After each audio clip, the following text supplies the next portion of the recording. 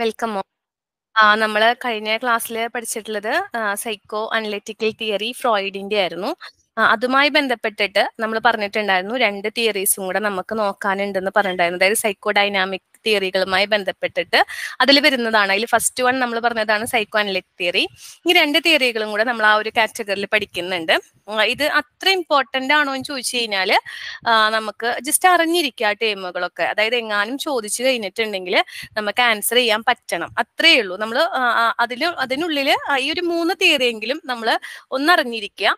അപ്പൊ നമുക്ക് അതായത് ചില ടേമുകളെങ്കിലും നമുക്കത് ഫെമിലിയർ ആയിരിക്കണം. എങ്ങാനും ക്വസ്റ്റ്യൻസ് വന്നു കഴിഞ്ഞിട്ടുണ്ടെങ്കിൽ നമുക്കത് ആൻസർ ചെയ്യാനായിട്ട് പറ്റണം. ക്വസ്റ്റ്യൻസ് ചോദിച്ചിട്ടുമുണ്ട്. ഓക്കെ, അപ്പൊ അതുകൊണ്ടാണ് നമ്മൾ പറയുന്നത് ഈ ഒരു സൈക്കോ അനലിറ്റിക്കൽ തിയറി മാത്രമല്ല, ആ സൈക്കോ ഡൈനാമിക് തിയറിയിൽ വരുന്ന ഒരു ഭാഗമാണ് എന്ത്, നമ്മളുടെ ആൽഫ്രഡ് ആൽഡറിന്റെ ഇൻഡിവിജ്വൽ സൈക്കോളജിയും അതുപോലെ തന്നെ കാൾ യുങ്ങിന്റെ ഒരു അനലിറ്റിക്കൽ സൈക്കോളജി എന്ന് പറഞ്ഞിട്ടുള്ള മറ്റൊരു തിയറിയും കൂടെ നമുക്ക് ജസ്റ്റ് ഒന്ന് നോക്കാനായിട്ടുണ്ട് കേട്ടോ.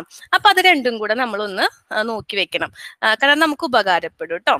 ഓക്കെ, അപ്പം ഫസ്റ്റ് നമ്മൾ നോക്കുന്നത് എന്താ പറയാ, ആൽഡറിന്റെ ഇൻഡിവിജ്വൽ സൈക്കോളജിയാണ്.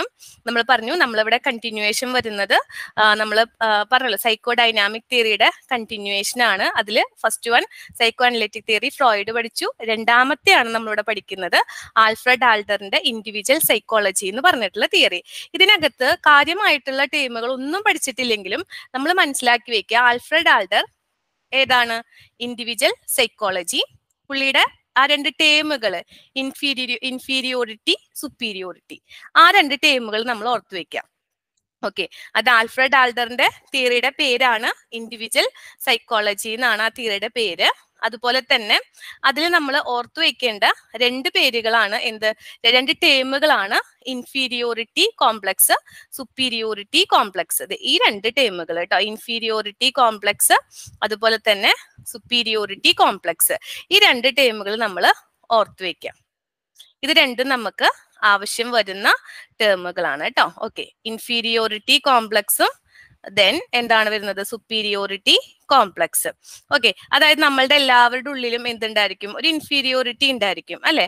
ആ ഇൻഫീരിയോറിറ്റിനെ മറികടക്കാനുള്ള സ്ട്രൈവ് നമുക്ക് ഉണ്ടായിരിക്കും. അപ്പൊ സ്ട്രൈവിങ് ഫോർ സുപ്പീരിയോറിറ്റി, ഇതൊക്കെയാണ് നമ്മളുടെ ഈ ആൽഫ്രഡ് ആൽഡറിന്റെ ഇൻഡിവിജ്വൽ സൈക്കോളജി എന്ന് പറഞ്ഞ തിയറിയിൽ നമ്മൾ മെയിൻ ആയിട്ട് ഓർത്തു വെക്കേണ്ട കാര്യങ്ങൾ. അതായത് തിയറി ഇത്രയേ ഉള്ളൂ. According to Adler, every individual is born with the feeling that they are inferior to others. നമ്മൾ മറ്റുള്ളവരെക്കാളും ഇൻഫീരിയർ ആണെന്നുള്ളൊരു തോന്നലുണ്ട്. Okay, to make up for this an aggression drive causes them to overcome their limitations. This is referred to as inferiority complex. If a person believes that they are superior to others, they have a superiority complex. നമുക്കറിയാവുന്ന കാര്യങ്ങൾ തന്നെയാണ്. Inferiority complex എന്താണെന്ന് നമുക്കറിയാം, superiority complex എന്താണെന്ന് അറിയാം. അപ്പൊ Alfred ആൽഡറിന്റെ തിയറിയാണ് individual psychology. നമ്മൾ അതിനകത്ത് ഓർത്തു വെക്കേണ്ട പ്രധാനപ്പെട്ട 2 ടേമുകളാണ് ഇൻഫീരിയോറിറ്റി കോംപ്ലക്സും അതുപോലെ തന്നെ സുപ്പീരിയോറിറ്റി കോംപ്ലക്സും. ഓക്കെ, ഈ 2 ടേമുകൾ ഓർത്തു വെക്കുക കേട്ടോ. അപ്പം മറക്കരുത് കേട്ടോ ഈ 3 കാര്യങ്ങൾ, Alfred alder, individual psychology, inferiority complex, superiority complex. നമ്മൾ ഓപ്ഷനിൽ കാണുമ്പോൾ ഈ ടേമുകളൊക്കെ കണ്ടതിന് ഉടനടി ഓർക്കുക അതാരാണ്, ആൽഫ്രഡ് ആൽഡർ. ഓക്കെ, ആൽഫ്രഡ് ആഡ്ലറിന്റെ ആണ് കേട്ടോ. ഓക്കെ, സൈക്കോ ഡൈനാമിക് തിയറിയിൽ ഉൾപ്പെടുന്ന ഒരു തിയറിയാണ് എന്ത്, ഇൻഡിവിജ്വൽ സൈക്കോളജി. ഇനി അടുത്തതാണ് അനലിറ്റിക്കൽ സൈക്കോളജി. നമ്മുടെ കാൾ യുങ്ങിന്റെ തിയറിയാണ്. ഈ കാൾ യുങ്ങിനെ കുറിച്ച് പറഞ്ഞപ്പോ നമ്മളിത് മുന്നേ നമ്മൾ ഡിസ്കസ് ചെയ്തിട്ടുണ്ട്. കാൾ യുങ്ങിനെ കുറിച്ചിട്ട് എവിടെയായിരുന്നു, ഫ്രോയിഡിന്റെ ആദ്യത്തെ ശിഷ്യനാന്ന് പറഞ്ഞിട്ടുണ്ടായിരുന്നു. ഇവരെയൊക്കെ നമ്മൾ പറയുന്നത് ശരിക്കും നിയോ ഫ്രോയിഡൻസ് എന്നാണ് പറയുന്നത് കേട്ടോ. ഓക്കെ, അതായത് ഫ്രോയിഡിന്റെ എന്താ പറയാ, ഫ്രോയിഡിന്റെ ആദ്യകാലത്ത് ഫ്രോയിഡിന്റെ ശിഷ്യന്മാരായിരുന്നുവെങ്കിലും പിന്നീട് ഇവര് എന്താ പറയാ ഫ്രോയിഡായിട്ടൊക്കെ കുറച്ച്, അതായത് ഒരുപാട് നമ്മളിപ്പോ പറയല്ലോ, ഇപ്പം ഫ്രോയിഡിന്റെ ആ ഒരു തിയറിയിൽ മൊത്തം പറയുന്ന കാര്യങ്ങളോട് എന്താണ് ഒരു ചെറിയൊരു രീതിയിലുള്ള ഒരു നമ്മൾ പറയില്ലേ, എന്തെങ്കിലും യോജിക്കായികയൊക്കെ വരുമ്പോൾ അവര് അങ്ങ് കുറച്ച് മാറി അവരവരുടേതായ രീതിയിലുള്ള തിയറികൾ ഡെവലപ്പ് ചെയ്തെടുത്ത ആൾക്കാരാണ് കാൾ യുങ്, അതുപോലെ തന്നെ ബാക്കിയുള്ളവരൊക്കെ. അതുകൊണ്ടാണ് ഇവര് നിയോ ഫ്രോയിഡൻസ് എന്ന് പറയുന്നത് കേട്ടോ. നിയോ ഫ്രോയിഡൻസ് എന്നാണ് പറയാ ഇവരൊക്കെ. ഓക്കെ, അപ്പൊ അതായത് ഫ്രോയിഡിന്റെ ആദ്യത്തെ ശിഷ്യനായിരുന്നു ആര്, നമ്മളുടെ ഈ ഒരു കാൾ യുങ് എന്ന് പറയുന്നത് കേട്ടോ. നിയോ ഫ്രോയിഡൻസ് എന്നാണ് പറയാ കേട്ടോ. ഓക്കെ, നിയോ ഫ്രോയിഡൻസ് എന്നാണ് പറയാം. ഇനി എന്താണ് അപ്പം അനലിറ്റിക്കൽ സൈക്കോളജി, ഇദ്ദേഹത്തിന്റെ തിയറി എന്താണ്? ഇതും നമുക്ക് അധികം പഠിക്കാനായിട്ടില്ല, പക്ഷെ നമ്മൾ ഓർത്തു വെക്കേണ്ട ചില ടേമുകൾ മാത്രമാണ്. ഫസ്റ്റ് വൺ എന്താണ്? അതായത് ദ കോൺഷ്യസ് ഈഗോ, അതുപോലെ തന്നെ പേഴ്സണൽ അൺകോൺഷ്യസ്, കളക്റ്റീവ് അൺകോൺഷ്യസ്. അതിൽ ഏറ്റവും ഇമ്പോർട്ടന്റ് ആയിട്ടുള്ള ടേമാണ് കളക്റ്റീവ് അൺകോൺഷ്യസ്. ഏറ്റവും ഇമ്പോർട്ടന്റ് ആയിട്ട് നമ്മൾ ഓർത്തു വെക്കേണ്ട ടേമാണ് കളക്റ്റീവ് അൺകോൺഷ്യസ്. അതായത് നമ്മളുടെ ഈ ഒരു തിയറിയില്, കാളിയുങ്ങിന്റെ തിയറിയിൽ ഏറ്റവും ഇമ്പോർട്ടന്റ് ആയിട്ട് ഓർത്തു വെക്കേണ്ട ഒരു ടേമാണ് എന്താണ്? കളക്റ്റീവ് അൺകോൺഷ്യസ് എന്ന് പറയുന്ന ഈ ഒരു ടേം നമ്മൾ ഓർത്തു വെക്കണം കേട്ടോ. കളക്റ്റീവ് അൺകോൺഷ്യസ് എന്ന് പറയുന്ന ഈ ഒരു ടേം നമ്മൾ ഓർത്തു വെക്കണം കാളിയുങ്ങിന്റെ തിയറിയിൽ. ഓക്കെ, അതായത് ഇദ്ദേഹം പറയുന്നത് ഇത്രയേ ഉള്ളൂ. പേഴ്സണാലിറ്റി സ്ട്രക്ചറിന് 3 പാർട്ടുകളാണുള്ളത്. അതെന്തൊക്കെയാണ്? Conscious ego, first one conscious ego, then second one personal unconscious, അതുപോലെ തന്നെ ദ കളക്റ്റീവ് അൺകോൺഷ്യസ്. ഞാനിതില് ഒരുപാട് ഡീറ്റെയിൽസിലേക്ക് പോകുന്നില്ല, പക്ഷെ കളക്റ്റീവ് അൺകോൺഷ്യസ് എന്ന് പറയുന്ന ടേം മാത്രം ഒന്ന് മനസ്സിലാക്കി വെക്കാം. നമുക്കെല്ലാവർക്കും, അതായത് കളക്റ്റീവ് അൺകോൺഷ്യസ് എന്ന് പറയുമ്പോൾ നമ്മൾ ഫ്രോയിഡ് ഒരു അൺകോൺഷ്യസ് മൈൻഡിനെ കുറിച്ചിട്ട് പറഞ്ഞിട്ടുണ്ടായിരുന്നു. ഫ്രോയിഡ് എന്താ പറഞ്ഞത്? നമ്മളുടെ ഉള്ളിൽ തന്നെ ഉള്ള ഒരു മൈൻഡ്, അതായത് നമ്മളുടെ മൈൻഡിനെ മൂന്നായിട്ട് ഭാഗിച്ചു കഴിഞ്ഞാൽ അതിലുള്ള നമ്മളുടെ എന്താ പറയാ നടക്കാത്ത ആഗ്രഹങ്ങളും എല്ലാം നമ്മൾ കുഴിച്ചു മൂടിയിട്ടുള്ള ആ ഒരു മൈൻഡിനെയാണ് ഫ്രോയിഡ് എന്ത് പറഞ്ഞത്? അൺകോൺഷ്യസ് മൈൻഡ് എന്ന് പറഞ്ഞിട്ട് ടൈമിൽ ഉപയോഗിച്ചത്.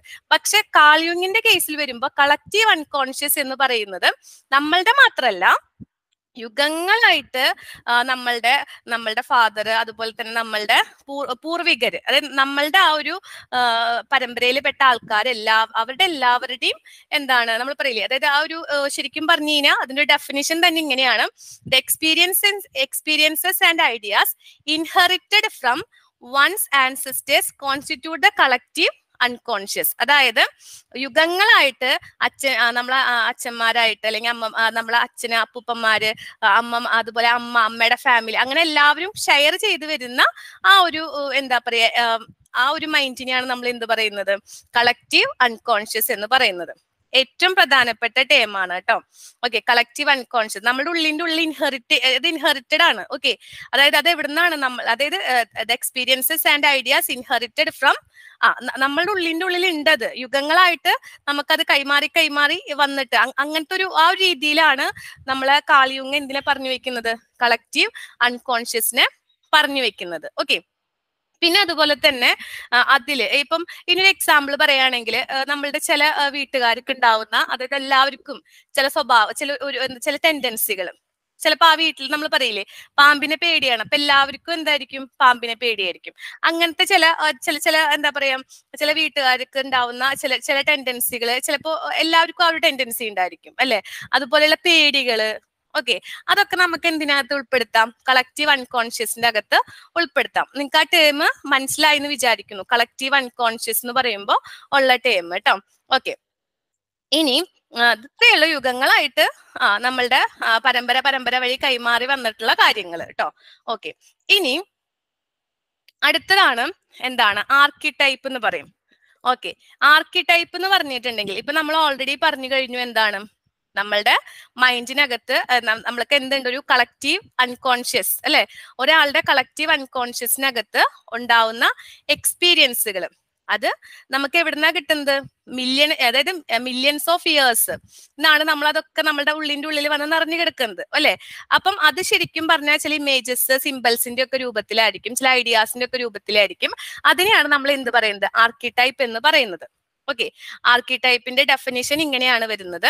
ആർക്കിടൈപ്പിന്റെ ഡെഫിനിഷൻ എന്ന് പറയുന്നത്, അക്കോർഡിംഗ് ടു യുങ്, one's collective unconscious contains the experience of the whole race gathered over millions of years.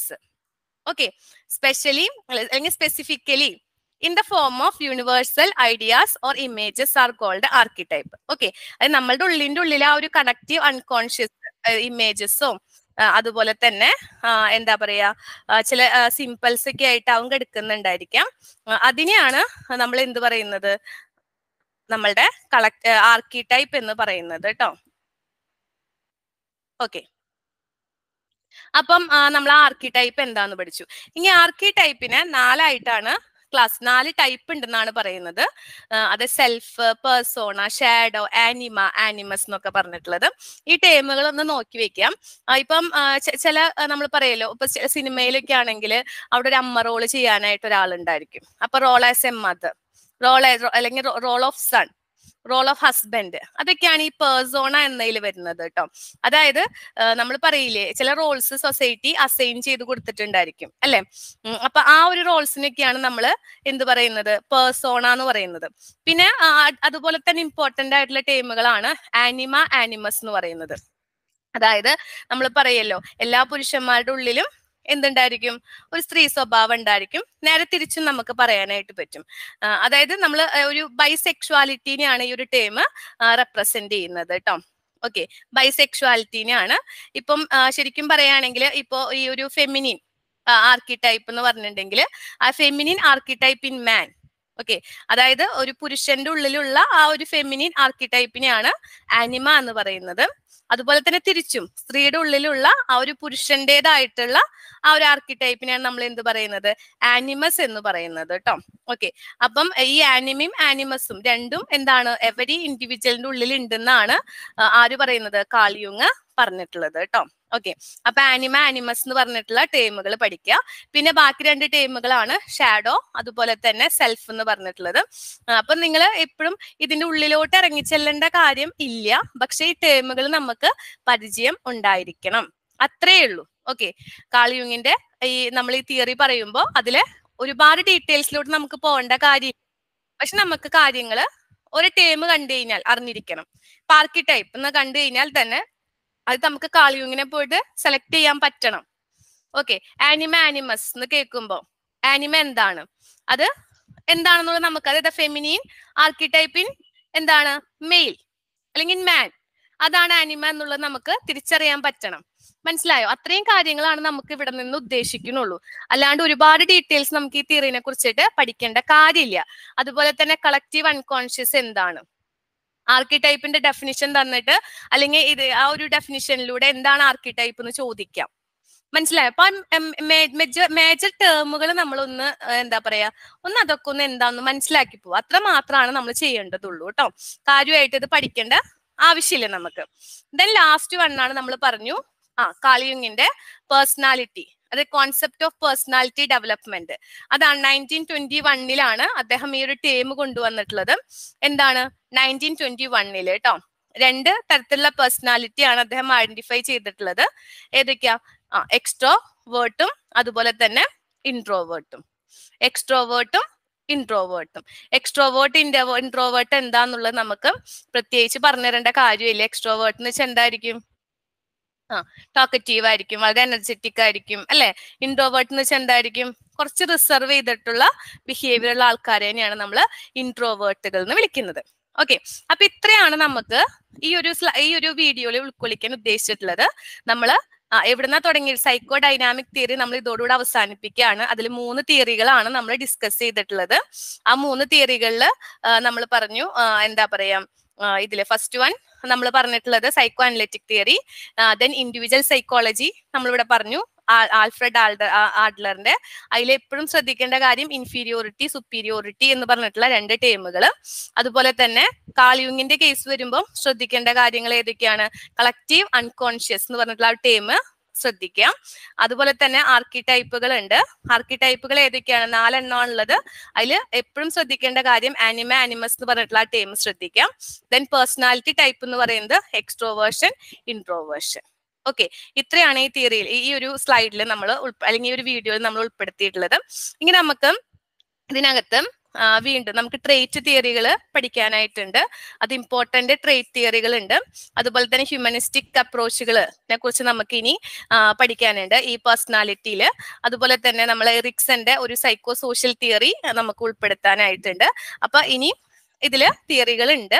ഇപ്പൊ നമ്മൾ പ്രധാനപ്പെട്ട സൈക്കോ അനലിറ്റിക് തിയറി കഴിഞ്ഞു. അതിന്റെ കൂടെ വരുന്ന 2 തിയറികളും കൂടിയാണ് നമ്മളിപ്പോൾ ഡിസ്കസ് ചെയ്തിട്ടുള്ളത്. ഇനി ഓരോ വീഡിയോയിലും നമുക്ക് പ്രധാനപ്പെട്ട പേഴ്സണാലിറ്റി ആയിട്ട് റിലേറ്റ് ചെയ്തിട്ടുള്ള അല്ല അപ്രോച്ചസുകൾ നമ്മൾ ബാക്കി ഡിസ്കസ് ചെയ്ത് വരും. അപ്പൊ നന്നായിട്ട് ആ ടേമുകൾക്ക് ഇമ്പോർട്ടൻസ് കൊടുക്കുക. നമ്മുടെ മനസ്സിൽ എപ്പോഴും വേണ്ടത് ആ ടേമുകളാണ്.